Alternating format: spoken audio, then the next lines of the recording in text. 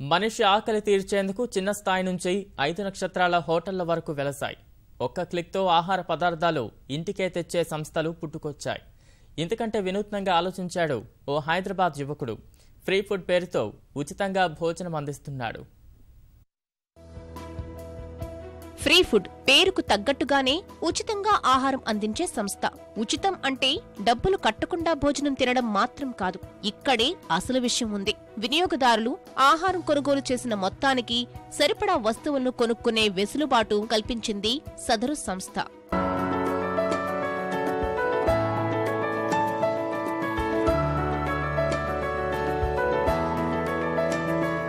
అమెరికాలో సాఫ్ట్వేర్ ఉద్యోగం చేసిన శ్రవణ్ ఫ్రీ ఫుడ్ వ్యాపారానికి శ్రీకారం చుట్టాడు. సొంతంగా కిచెన్లు తయారు చేయించి వినియోగదారులకు ఆహారం వడ్డిస్తున్నారు. ఫ్రీ ఫుడ్ వెబ్సైట్లో గానీ యాప్లో గానీ ఆర్డర్ ఇస్తే దగ్గర్లోని కిచెన్ లో ఆహారం తయారు చేయించి అందజేస్తారు. కొనుగోలు చేసిన ఆహారం విలువకు సరిపడా పాయింట్లు ఇచ్చి వాటితో ఆన్లైన్లోనే నిత్యావసరాలు, కూరగాయలు, ఎలక్ట్రానిక్ వస్తువులు పొందే అవకాశం కల్పిస్తున్నారు. అంటే భోజనానికి డబ్బులు చెల్లించినా వాటిని తిరిగి ఉపయోగించుకోవడమే ఫ్రీ ఫుడ్ ప్రధాన ఉద్దేశం.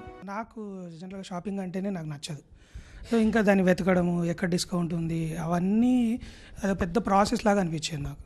సో దాన్ని సింప్లిఫై చేయాలంటే ఎలా అంటే సడన్గా ఒక రోజు వచ్చిన థాట్ ఏంటంటే అసలు ఫ్రీగా ఇచ్చేస్తే ఎట్లా, అంటే 10% ఇస్తున్నారు, 5% ఇస్తున్నారు, 50% ఇస్తున్నారు. సో ఇంకొక స్టెప్ ముందుకెళ్ళి 100% ఇస్తే ఎలా ఉంటుంది అనే థాట్ వచ్చింది. సో అప్పటి నుండి దాని మీద వర్క్ చేసి ఈ కాన్సెప్ట్ డిజైన్ చేసాం. అంటే ఇది హై లెవెల్లో చూస్తే ఫుడ్ యాప్ అని అనిపిస్తుంది, కానీ ఇది ఓన్లీ ఫుడ్ యాప్ కాదు. మేము 2 డిఫరెంట్ ఇండస్ట్రీస్ని క్లబ్ చేసామంటే ఈ కామర్స్ ఇండస్ట్రీని, ఫుడ్ ఇండస్ట్రీని. అండ్ ఈ కాన్సెప్ట్కి పేటెంట్స్ కూడా మేము అప్లై చేసాం ఇండియాలో, అండ్ పేటెంట్స్ కూడా ఇక్కడ చేసాం. అండ్ వరల్డ్ వైడ్ కూడా 150 కంట్రీస్లో పేటెంట్స్ కూడా అప్లై చేయడం జరిగింది ఆల్రెడీ.